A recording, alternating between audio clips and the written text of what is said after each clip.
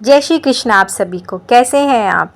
आज मैं आपके लिए श्राद्ध पक्ष में करने वाले एक ऐसा अचूक सा उपाय लेकर आई हूँ जो आप कभी भी किसी भी दिन कर सकते हैं। अगर श्राद्ध पक्ष के शनिवार के दिन करते हैं तो अति उत्तम होगा। और इस बार तो श्राद्ध पक्ष की जो नवमी तिथि है वो भी पड़ रही है शनिवार के दिन।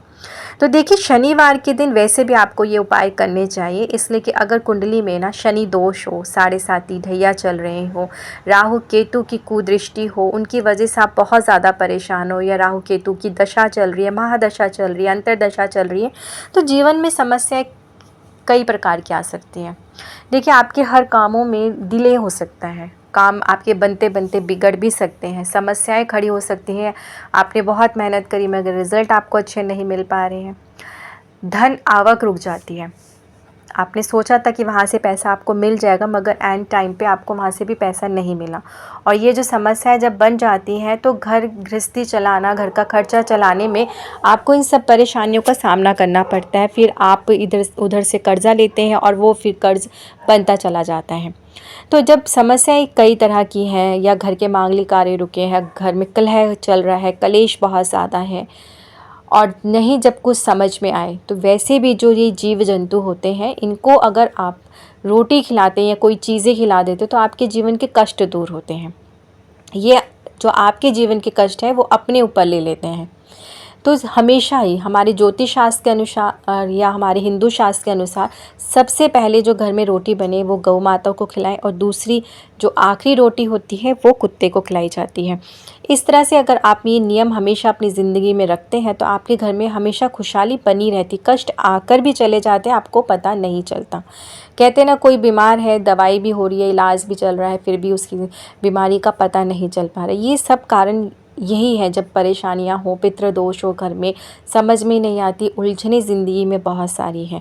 बच्चों को नौकरियां नहीं मिल पा रही, बच्चों के विवाह में विलंब आ रहा है, तो समस्या किसी भी प्रकार की हो सकती है ना। तो श्राद्ध पक्ष हो या श्राद्ध पक्ष के बाद भी आप ये उपाय करते ही रहें और करके देखें, आपके जीवन में परिवर्तन आता है।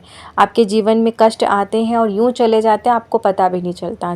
पैसा आता है घर में और टिकता ही नहीं है, बरकत नहीं होती है, तो वो टिकने लग जाता है। तो आज मैं आपके लिए ऐसा ही खास उपाय लेकर आई हूँ।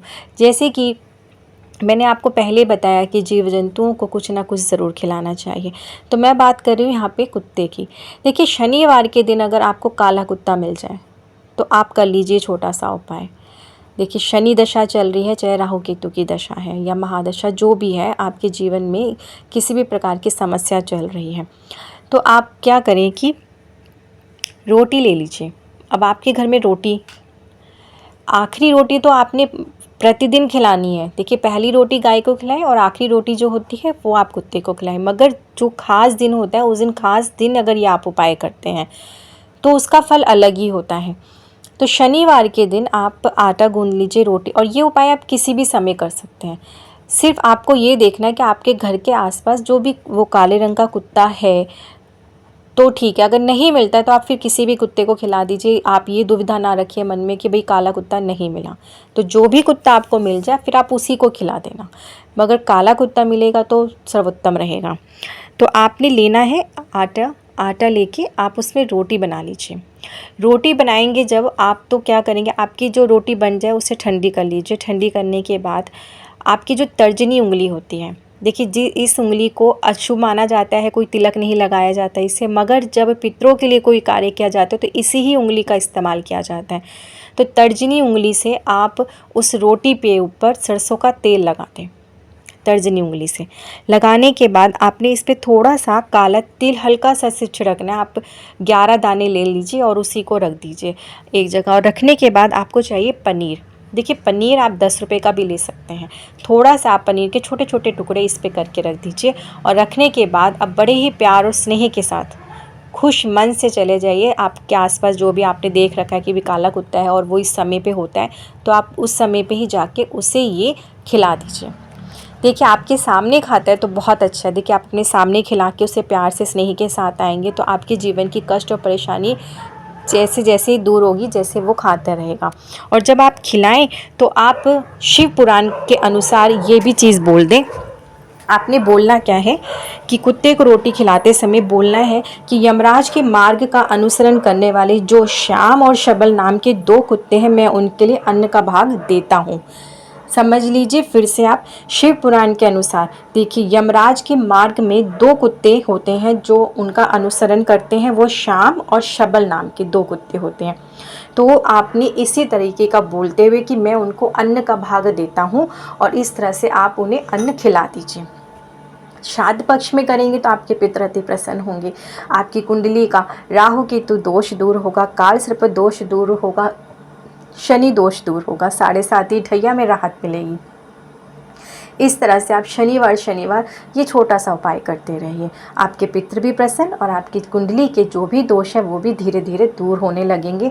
और जब आपने शिव पुराण का यह बोल दिया कि यमराज के 2 द्वारपाल कह लीजिए या आप उनके अनुसरण करने वाले कह लीजिए, कि उनका नाम जो लिया आपने श्याम और शबल, उससे क्या होगा कि कभी भी आपके जीवन में, आपके घर में कोई अकाल मृत्यु नहीं होगी और यमराज का आपको भय नहीं होगा।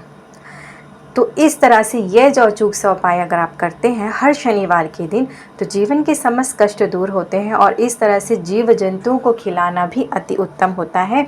और मैं आपको एक चीज़ बता दूं कि जो ये श्राद्ध पक्ष में पंचबली कर्म किया जाता है, तो ये जो पंचबली कर्म होता है, उस कर्म में कुत्ते को रोटी खिलाना, जानते हैं आप कौन सा होता है?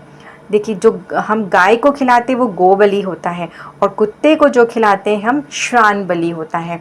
तो कुत्ते को खिलाना रोटी, वो भी पत्ते पे रखकर खिलाएं, बड़े आदर पूर्वक के साथ, स्नेह के साथ खिलाते हैं, तो आपके जीवन का जो भी भूत प्रेत, किसी ने कुछ कर रखा है, वो सारी समस्याएं दूर होती, शत्रु का भय नहीं रहता है जीवन में।